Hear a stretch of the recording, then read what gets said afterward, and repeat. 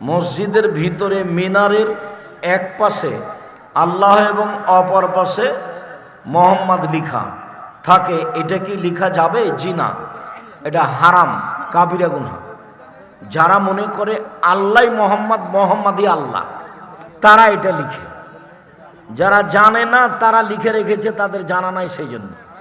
এক শ্রেণীর মানুষ দুনিয়াতে আছে যারা মনে করে যে আল্লাহ এখন সব কিছু মোহাম্মদকে দিয়ে আল্লাহ চলে গেছেন, আল্লাহ আর নেই, এখন আল্লাহ মোহাম্মদ। আর মোহাম্মদ টাকা পয়সা দিয়ে চলে গেছে খাজা মঈনুদ্দিন চিশতিকে। এখন সব অর্থ সম্পদ ধনভাণ্ডার খাজা মঈনুদ্দিন চিশতির হাতে। তো এখন তো বেঁচে নেই। খাজা মঈনুদ্দিন চিশতি কাকে দিয়ে গেলেন? তো পীর মাঝ ভান্ডারী এদের দিয়ে গেলেন। এই আকীদাতে চলে আসছে আল্লাহ মোহাম্মদ। খুব সাবধান, আল্লাহ ভিন্ন শব্দ, মোহাম্মদ ভিন্ন শব্দ। বলতে হবে আল্লাহ আকবার, আর বলতে হবে মোহাম্মদ রাসূলুল্লাহ।